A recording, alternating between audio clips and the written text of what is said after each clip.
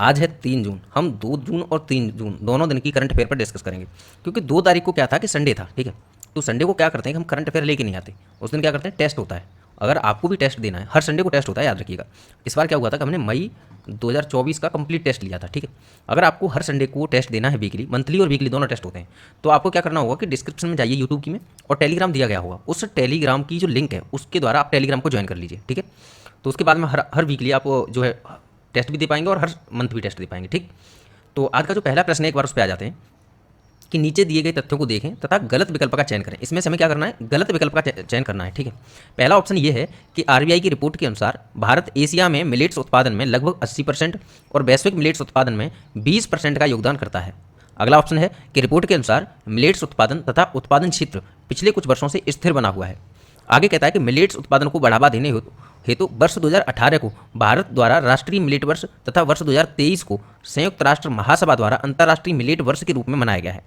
और चौथा ऑप्शन कह रहा है कि उपर्युक्त सभी विकल्प सही है। हमें इनमें से क्या करना था, हमें इनमें से एक गलत विकल्प का चयन करना था, ठीक है। लेकिन दिए गए सभी विकल्प सही है, तो इस आधार पर हमारा जो उत्तर होगा वो होगा डी, यानी कि दिए गए सभी विकल्प सही है, ठीक। अब एक बार इस चीज़ को देखो कि जो ऑप्शन बी है इसका, कि रिपोर्ट के अनुसार मिलेट्स उत्पादन तथा उत्पादन क्षेत्र पिछले कुछ वर्षों से स्थिर बना हुआ है। अब मान के चलिए आपको जो प्रश्न पत्र आएगा उसमें अगर इस तरीके से मान के चलिए स्टेटमेंट है कि मिलेट्स उत्पादन पिछले 3 वर्ष से, या मान के चलिए लिखा है होगा 5 वर्ष से लगातार वृद्धि दर्ज की गई है, ठीक है। या फिर हो सकता है कि लगातार नेगेटिव ग्रोथ दर्ज की गई है, ठीक है। अगर ऐसा आता है ऑप्शन तो वो क्या होगा, गलत होगा, ठीक है। ये दिमाग में रखना, क्योंकि पिछले कुछ वर्षों से क्या बना हुआ है, इसका क्षेत्र और इसका उत्पादन दोनों ही स्थिर बने हुए हैं, ठीक। ये बात क्लियर हुई। आगे बढ़ते हैं, क्योंकि उसमें बहुत ज़्यादा एक्सप्लेनेशन की आवश्यकता थी नहीं, क्योंकि जो महत्वपूर्ण चीज़ें थी वो हमने स्टेटमेंट के थ्रू डाल दी थी, इसलिए उसमें एक्सप्लेनेशन की आवश्यकता है नहीं। अब हम अगले प्रश्न पर देख लेते हैं। इसमें कह रहा है कि हाल ही में किस भारतीय शांति रक्षक को मरणोपरांत डैग हैमरशोल्ड मेडल से सम्मानित किया गया है। ऑप्शन है धनंजय कुमार सिंह, दूसरा है राधिका सेन, तीसरा है अर्जुन गुजराल और चौथा है विभव अरोड़ा। तो इसका जो सही उत्तर है वो है ए। कुछ लोग बी सोच रहे होंगे, लेकिन बी उत्तर नहीं है, इसका सही उत्तर ए है, ठीक है। बी क्या है उसके बारे में भी हमने आगे दी है, चर्चा की हुई है, ठीक है। देखो ये टाइम्स ऑफ इंडिया की न्यूज़ है, एक बार इसको देख लीजिएगा। एक ये देखो, हाल ही में यूनाइटेड नेशंस ऑर्गेनाइजेशन ने भारतीय शांति रक्षक सैनिक नायक धनंजय कुमार सिंह को मरणोपरांत डैग हैमरशोल्ड मेडल से सम्मानित किया है। यह मेडल संयुक्त राष्ट्र शांति स्थापना अभियानों का हिस्सा बनने वाले सदस्यों को मरणोपरांत दिया जाने वाला पुरस्कार है, ठीक। यह पुरस्कार सबसे पहले 1998 में दिया गया था, और 1998 में किसको दिया गया था, ये देखो डैग हैमरशोल्ड थे, जो 1953 से 1961 तक संयुक्त राष्ट्र के महासचिव रहे थे। तो इनकी जो फैमिली थी ना, उस फैमिली को दिया गया था 1998 में सबसे पहले, ठीक। ये बात क्लियर हुई। आगे बढ़ते हैं। अब जो दूसरा हमने देखा था ऑप्शन राधिका सेन वाला, तो उसको भी देख लो। देखो चाहे तो धनंजय कुमार सिंह हो और चाहे राधिका सेन, दोनों ही कहाँ थे, कांगो में दोनों तैनात थे, ठीक। तो कांगो में संयुक्त राष्ट्र मिशन में सेवा देने वाली भारतीय महिला शांति सैनिक मेजर राधिका सेन को प्रतिष्ठित सेन जेंडर एडवोकेट अवार्ड से सम्मानित किया गया है, ठीक है। क्या है, Sen advocate award, gender advocate award, ठीक, सम्मानित किया गया है। यूएन प्रमुख एंटोनियो गुटेरेस ने उन्हें सच्चा अगुआ का मतलब होता है जो आगे चलता है, ठीक है, और रोल मॉडल बताया है, ठीक। आगे बढ़ते हैं। अगला प्रश्न है कि जापान तथा चीन का विवादित क्षेत्र सेनकाकू द्वीप समूह निम्नलिखित में से किस स्थान पर अवस्थित है या किस जगह अवस्थित है। ऑप्शन है दक्षिण चीन सागर, दूसरा है पूर्वी चीन सागर, तीसरा है चुक्सी सागर और चौथा है बेरिंग सागर। इसमें से हमें सही उत्तर का चुनाव करना है। इसमें जो सही उत्तर है वो है बी, यानी कि पूर्वी चीन सागर, ठीक है। अब देखो एक बार ना पूर्वी चीन सागर को लेकर थोड़ी सी आपको इसकी जो मैपिंग है वो मैपिंग के थ्रू लोकेशन देखने में थोड़ा सा इशू बन सकता है कि आपको एकदम क्लियर ना हो, और इससे संबंधित क्या क्या प्रश्न बन सकते हैं उन पर भी हम चर्चा करेंगे। एक बार देख लेते हैं हम किस क्षेत्र की मतलब जो है लोकेशन देखने वाले हैं। तो देखो इस वीडियो के माध्यम से एक बार देखिए, ये है अफ्रीका महाद्वीप, ठीक, और ये है एशिया महाद्वीप, ठीक है, ये एशिया महाद्वीप है। अब ना एक बार ये वाला क्षेत्र देखो, ये वाला क्षेत्र, ठीक, हम इस क्षेत्र की चर्चा करने वाले हैं, ठीक है। एक बार देख लीजिए,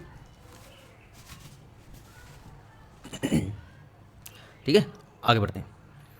देखो एक बार हमने कहा था कि हम इस क्षेत्र की चर्चा करने वाले हैं, तो एक बार ये देखिए, ये है रसिया, ये है चाइना, ये मंगोलिया है, लेकिन ये एक लैंड लॉक कंट्री है, ठीक। तो हम क्या करने वाले हैं कि चाइना और रसिया का जो ईस्टर्न कोस्टल रीजन है हम उसको देखने वाले हैं एक बार सही से, ठीक। और हम शुरुआत करेंगे इसकी सबसे पहले साउथ चाइना सी से।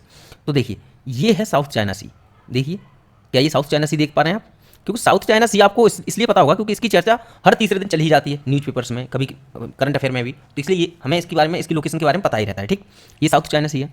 अब एक बार ना इसके ठीक नॉर्थ में देखिए ये है ताइवान, और ताइवान के ठीक राइट में यानी कि ठीक ईस्ट में देखिए ये है फिलीपींस सागर, यानी कि फिलीपींस सी, ठीक है, ठीक है। अब इनके ना आप ठीक नॉर्थ वेस्ट में देखिए एक बार, ये क्या है, ये है ईस्ट चाइना सी।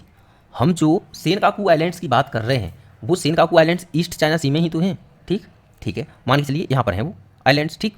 अब इनके ठीक नॉर्थ और वेस्ट में देखिए येलो सी, क्या है ये, येलो सी। इस पर एक बार आप स्टार मार लीजिए, क्योंकि जो प्रश्न बनेगा वो किस तरीके से बन सकता है, वो नॉर्थ से साउथ या फिर साउथ से नॉर्थ, ये कई सारे जो जो भी हमने बताए सागर हैं यानी कि सी हैं, उन सारे सागरों को दे देगा और नॉर्थ से साउथ या साउथ से नॉर्थ लगाने के लिए आपको सीक्वेंस में पूछ सकता है, ठीक है। तो मान के चलिए ईस्ट चाइना सी, साउथ चाइना सी, इनका तो आप सीक्वेंस में लगा लोगे, लेकिन कंफ्यूज करने वाला कौन सा होगा, येलो सी, ठीक है, कि येलो सी ईस्ट चाइना सी के नीचे है या ऊपर है, इस तरीके से चीज़ें कंफ्यूज कर सकती हैं, ठीक है।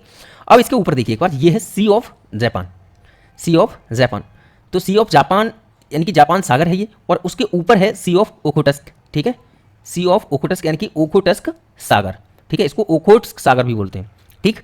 अब इनका ना आप लोग एक बार सही से देख लीजिए, और ये थोड़ा सा ऊपर और देख लीजिए, ये है बेरिंग सागर, और इससे ऊपर जाएंगे तो बेरिंग स्ट्रेट है, और उससे भी ऊपर चुक्सी सागर है। क्या ये पता है?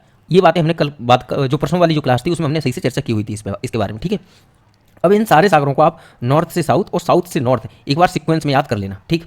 इसके अलावा एक बार इस जगह को और देखो आप, ये जो दिखाई दे रही है, ये वाली जो स्टार बनाया है हमने अभी, ये वाली जगह देखिए, ये है एक आइलैंड, क्या है ये, सॉरी ये है एक पेनिनसुला, क्या है ये, पेनिनसुला, क्योंकि ये 3 तरफ से घिरा हुआ है पानी से और एक तरफ से लैंड से। तो ऐसा स्थान जो 3 तरफ से पानी से घिरा हो और एक तरफ से लैंड से जुड़ा हो, ऐसे स्थान को पेनिनसुला कहते हैं। आइलैंड उसे कहते हैं जो चारों तरफ से पानी से घिरा हुआ हो, ठीक है। तो ये पेनिनसुला किसका है, ये है रसिया का, और इसका नाम है कमचटका, कमचटका पेनिनसुला या फिर प्रायद्वीप, ठीक है, कमचटका पेनिनसुला या फिर कमचटका प्रायद्वीप, ठीक है। और इसके अलावा एक बार आप इस जगह को देखिए, ये है एक आइलैंड, ठीक है, मैं तीर बना रहा हूँ, एक बार ये वाला क्षेत्र देखिए, ये वाला, ये क्या है, ये है एक आइलैंड, और इस आइलैंड का क्या नाम है, इसका नाम है सखालिन द्वीप या फिर सखालिन आइलैंड, ठीक है, सखालिन आइलैंड। क्या ये क्लियर हुआ? ठीक है। मोटे मोटे तौर पर आप लोग चीज़ों को समझ ही गए। अब इसमें से ना आपको सखालिन आइलैंड में से आपको ये चीज़ दिमाग में रखनी है और ये चीज़ बतानी है। अब आपको क्या बतानी है कि सखालिन आइलैंड और जो रसिया की मेन लैंड है यानी मुख्य भूमि है, ये है सखालिन आइलैंड, और यह है रूस की मुख्य भूमि। तो रूस की मुख्य भूमि और सखालिन आइलैंड के बीच में जो जलसंधि है, उस जलसंधि का नाम क्या है, यानी कि स्ट्रेट का नाम क्या है। जो स्ट्रेट है ना, ये हमने भी पढ़ाया नहीं है, लेकिन आपको चाहे तो देख के बताओ या आपको याद हो, बताना है बस। क्या क्या बताना है कि जो रूस की मुख्य भूमि है, रूस की मुख्य भूमि है एक वो, और दूसरा किसका, कौन, सखालिन, ठीक है। सखालिन आइलैंड के बीच में जो स्ट्रेट है, उस स्ट्रेट का आपको क्या बताना है, नाम बताना है, ठीक। ये बात क्लियर हुई, ठीक है। और ये है जापान, जापान के बारे में तो आपको पता ही होगा, ये सबसे ऊपर क्या है, ये है इसका होkkaido आइलैंड, ठीक है। और ये जो सबसे बड़ा है जिस पर इसकी राजधानी भी है अवस्थित, इसको क्या बोलते हैं, होन्शु, क्या नाम है, होन्शु। और ये वाला जो छोटा सा दिखाई दे रहा है ना, ये इसका नाम क्या है, इसका नाम है शिकोकू, शिकोकू। और जो सबसे नीचे है इसका नाम है क्यूशू, क्या नाम है, क्यूशू, ठीक। और यहाँ इसके और साउथ में जाकर के ना एक यहाँ पर छोटा सा आइलैंड और है जो कि चर्चा में बना हुआ है पिछले 2-3 साल से बहुत ज़्यादा, इसका नाम है ओकिनावा। इसको याद रखना कि ओकिनावा द्वीप किसका है, ठीक है, ये महत्वपूर्ण है, पिछले 2-3 साल से बहुत चर्चा में बना हुआ है। अब आगे बढ़ते हैं, तो देख लेते हैं एक्सप्लेनेशन एक बार कि सेनकाकू द्वीप समूह, जिसे चीन में पिनेकल द्वीप समूह या डियाओ द्वीप समूह और ताइवान में जिसे तियाओ ताई द्वीप समूह के रूप में भी जाना जाता है, पूर्वी चीन सागर में निर्जन द्वीपों का एक समूह है जो जापान द्वारा प्रशासित है। इस पर क्या है कि अधिकार अभी जापान का है, लेकिन चीन ये कहता है कि 14वीं सदी में इसकी खोज हमने की थी और इस पर अधिकार भी हमारा ही होना चाहिए। जापान ने क्या किया था कि इस पर अधिकार कर लिया है, और सेकेंड वर्ल्ड वॉर के टाइम पर जबकि अलग अलग जबकि शांति स्थापित की गई, उस समय चीन का ये द्वीप चीन को नहीं दिया गया, ये इशू है बस, ठीक है। तो ये द्वीप जापान और चीन तथा जापान और ताइवान के बीच क्षेत्रीय विवाद का केंद्र है। चीन 14वीं शताब्दी से द्वीपों की खोज और स्वामित्व का दावा करता है, जबकि जापान ने 1895 से द्वितीय विश्व युद्ध के अंत में आत्मसमर्पण तक द्वीपों का स्वामित्व खुद पर बनाए रखा है, ठीक है।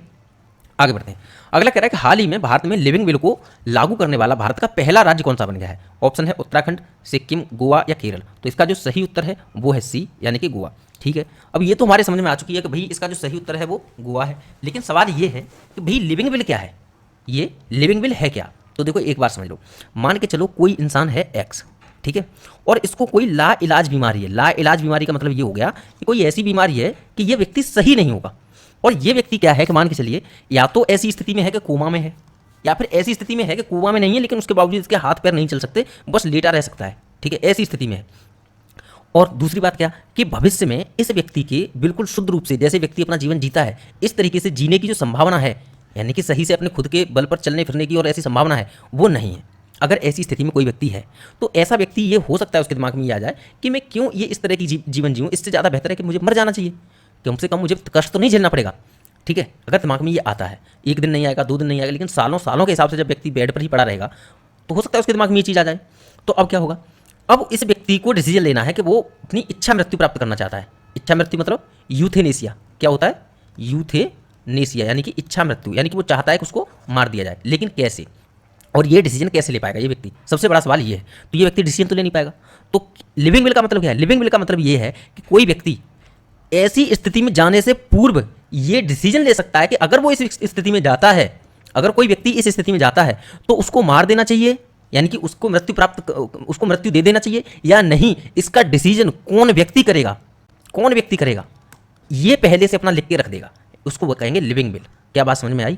यानी कि ये व्यक्ति एक ऐसे व्यक्ति को चुन के जाएगा कि अगर इसको कोमा या ऐसी स्थिति में पहुंचता है अगर ये व्यक्ति, तो इसको मार देना चाहिए या इलाज इसका इसी तरीके से और आगे बढ़ाते रहना चाहिए। इसका डिसीजन कौन लेगा? ये व्यक्ति लेगा, जिसके बारे में ये व्यक्ति जब शुद्ध होगा तब लेके डिसीजन चला जाएगा। ये होगी इसकी लिविंग विल। और ये सबसे पहले इसका जो डिसीजन सुनाया है वो किसने सुनाया है? बॉम्बे हाई कोर्ट ने सुनाया है, और सबसे पहले लागू किया है गोवा ने। ये बात क्लियर हुई। सवाल एक और है, यूथेनेसिया का कॉन्सेप्ट, कि भाई यूथेनेसिया भारत में वैध है या अवैध है? तो समझ लो एक बार सही से। देखो, पहला केस 2011 में आया था। भाई केस तो पहले भी आए थे, लेकिन पहली बार कोर्ट ने 2011 में अरुणा शानबाग मामले में, Aruna Shanbaug versus Union of India, Aruna Shanbaug, इसमें क्या किया था कि जो अरुणा शानबाग थी वो लाइलाज बीमारी से ग्रसित थी, तो इनको यूथेनेसिया के जरिए इनको यूथेनेसिया दी गई थी, यानी कि इनको इच्छा मृत्यु दी गई थी, लेकिन वो दी गई थी पैसिव यूथेनेसिया। कैसी?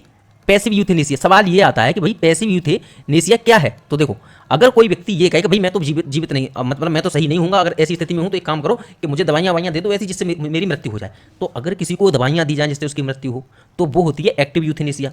समझ में आया? जिसको दवाइयाँ दी जाएँ, यानी मेडिसिन वगैरह से जिसकी मृत्यु ली जाए, जिसकी जान ली जाए मेडिसिन वगैरह से, तो वो होगी एक्टिव यूथेनेसिया। ठीक।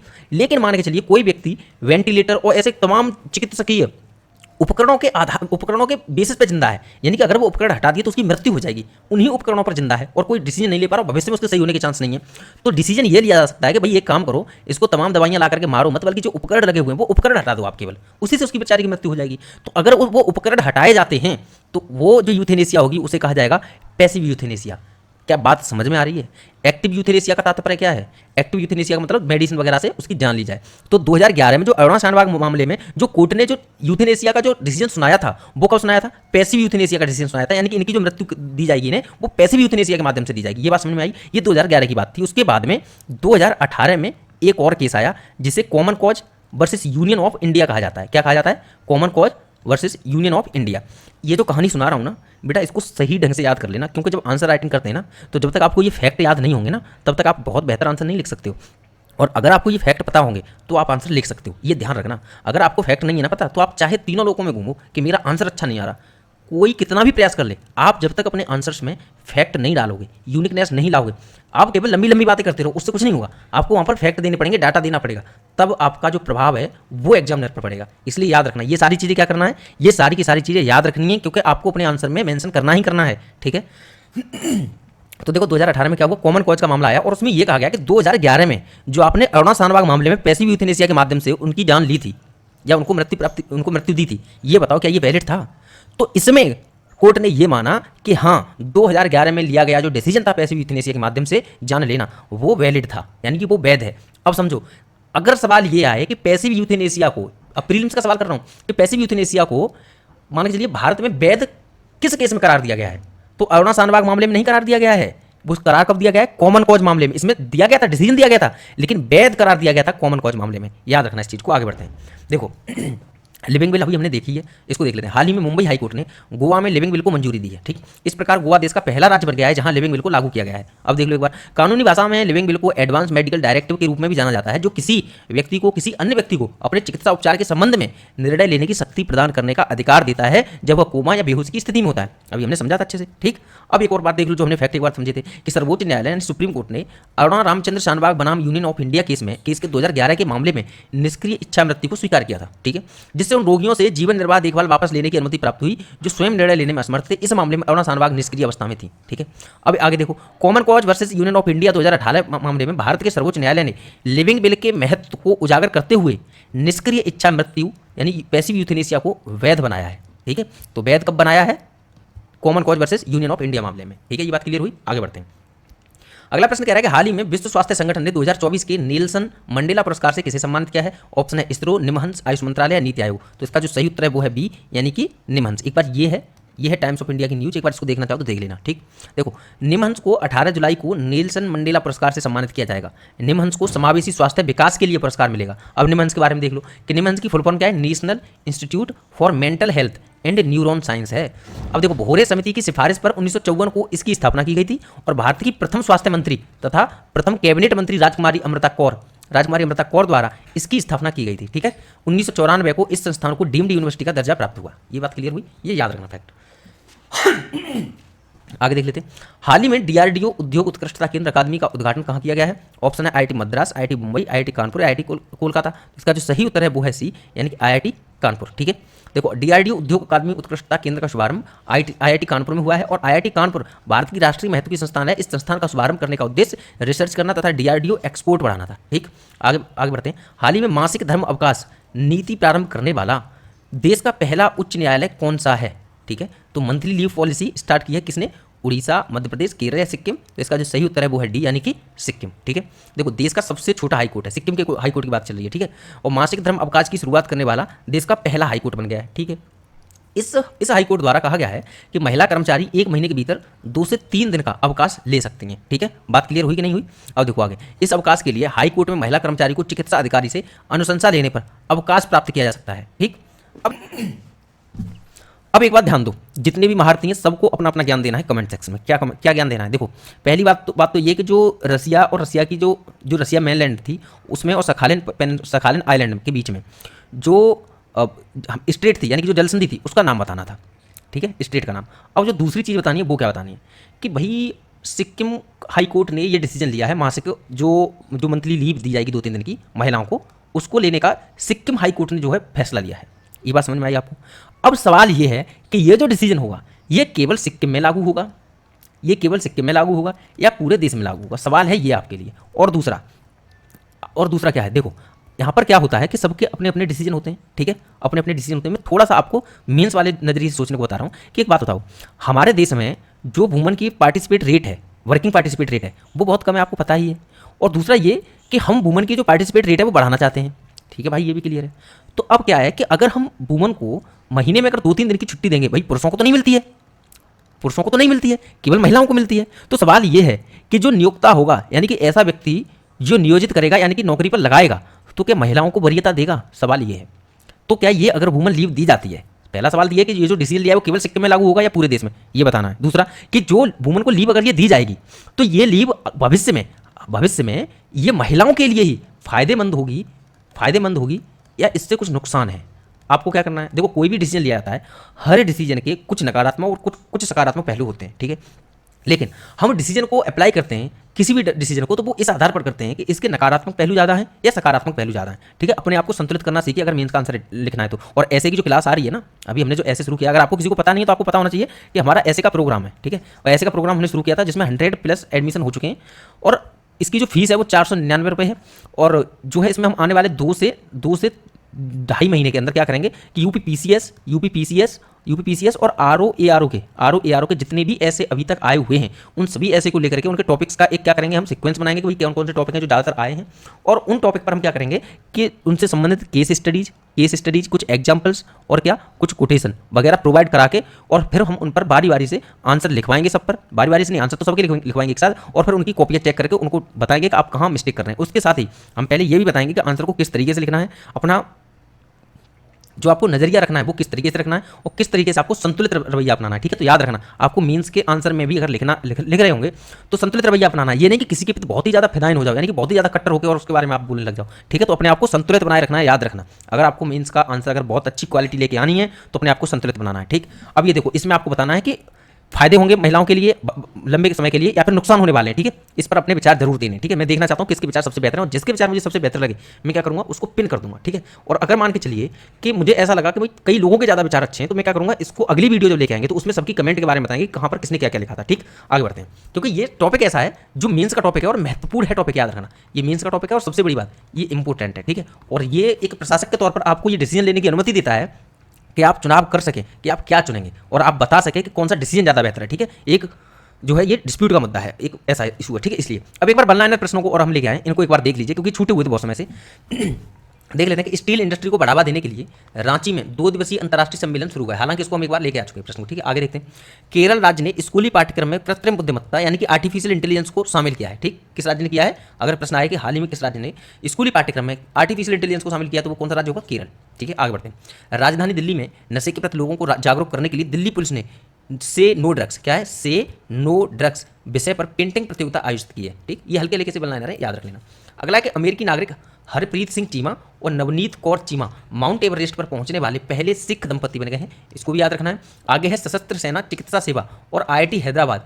जो सशस्त्र सेना चिकित्सा सेवा है ये क्या है? आर्म्ड फोर्स मेडिकल सर्विस, क्या है ये? Armed force medical service. और IIT हैदराबाद ने सहयोग के माध्यम से यानी सहयोगात्मक अनुसंधान एवं प्रशिक्षण के लिए समझौता ज्ञापन पर हस्ताक्षर किए हैं आपस में, मतलब सहयोग करने के लिए, अनुसंधान के लिए, प्रशिक्षण के लिए, ठीक है। आगे देखो, RBI द्वारा UK से 100 टन से अधिक सोना देश में वापस लाया जा रहा है। और कुछ लोग वीडियो बना रहे थे, ये कह रहे थे कि UK जो देश से लूट के ले गया था सोना, लूट के ले गया था, वो सोना है। असल में वो सोना नहीं है, ऐसी बिल्कुल भी मतलब भ्रामक न्यूज़ के चक्कर में मत पड़ना। ये असल में क्या है कि देखो, हमारे देश में आपके भी पास अगर मान के चलिए कुछ गोल्ड वगैरह कुछ मनी कुछ होता है, तो आप क्या करते हैं? उसको जमा कर देते हैं, किसमें? बैंक में जमा कर देते हैं। ये बात पता है आपको कि नहीं? हाँ, इसी तरीके से हमने बैंक ऑफ इंग्लैंड में जमा कर दिया था, भारत ने बैंक ऑफ इंग्लैंड में, ठीक है। याद रखना, बैंक ऑफ इंग्लैंड में इसी प्रकार से जमा कर दिया था हमने, और भी जमा है, लेकिन अभी हमारा जो है 100 टन लेके आया जा रहा है बस, ठीक। आगे बढ़ते हैं। अगला है कि तेलंगाना राज्य सरकार ने तंबाकू, गुटखा और पान मसाला पर 1 साल का प्रतिबंध लगा दिया, इसको भी याद रखना, ठीक। ये क्या है? एक प्रोटोटाइप करके देख रहे हैं। आगे देखते हैं, भारतीय सेना की मेजर राधिका सेन, को अभी हमने चर्चा की थी इसके बारे में, को 2023 के United Nations military gender advocate of the year award के लिए चुना गया है, ठीक। आगे देखते हैं, भारतीय पर्वतारोही सत्यदीप गुप्ता एक सत्र में यानी 1 साल में 2 बार माउंट एवरेस्ट और माउंट लोत्से पर चढ़ने वाले पहले व्यक्ति बन गए, ठीक है। माउंट लोत्से, इसको याद रखना, ठीक है। आगे बढ़ते हैं, जो कल का प्रश्न था कि चर्चा में रहा मृगवनी नेशनल पार्क निम्नलिखित में से किस राज्य में अवस्थित है, तो ऑप्शन है इसका, जो इसमें से उत्तर है उसका वो है बी, यानी कि तेलंगाना। आगे बढ़ते हैं, और आज का जो क्वेश्चन ऑफ द डे है कि जलवायु परिवर्तन के कारण परमाफ्रॉस्ट के पिघलने से हजारों वर्षों से दबी विषाक्त धातुओं के पानी में मिलने से निम्नलिखित में से किस क्षेत्र की नदियों के पानी का रंग नारंगी रंग में बदल गया है, इसका आपको उत्तर देना है, ठीक है। अब इसमें से मैं तो ये कहता कि जो इसमें सही उत्तर आएगा उसके बारे में जो भी जानकारी हो, क्योंकि हमने काफी एक्सप्लेन किया था इसके बारे में, ठीक है, जो भी जानकारी हो सारी जानकारी डालना। लेकिन अभी मैं नहीं कहूंगा, वो इसलिए नहीं कहूंगा क्योंकि पहले से ही आपको क्या दे दिया है, आपको पहले से ही जो वुमन का पार्टिसिपेट रेट है वो कम हो रहा है, वर्किंग पार्टिसिपेट रेट है वो कम हो रहा है, तो उस पर हमने जो पहले से ही एक डिसीजन लेने के लिए आपको बोल दिया है, तो आप उस पर एक बार कमेंट्स कीजिएगा, इसको आप रहने दीजिएगा, ठीक है। इसका लेकिन नॉर्मल उत्तर आपको जरूर देना है, ठीक है। और दूसरी चीज़, लाइक कर दो भाई, और सब्सक्राइब अगर नहीं किया है तो कर लो भाई। और अगर अपने दोस्तों को कोई फ्रेंड हो तुम्हारा मिलने जुलने वाला, पढ़ने वाला हो, ऐसा ना हो कि भाई सब्सक्राइब करके और बैठा रहे, ऐसा नहीं, पढ़ने वाला हो, अगर डेली क्लास करे, तो अगर ऐसा कोई हो तो उसको शेयर कर दो भाई, ठीक है। तो थैंक यू, कल मिलते हैं अगली क्लास में, थैंक यू सो मच।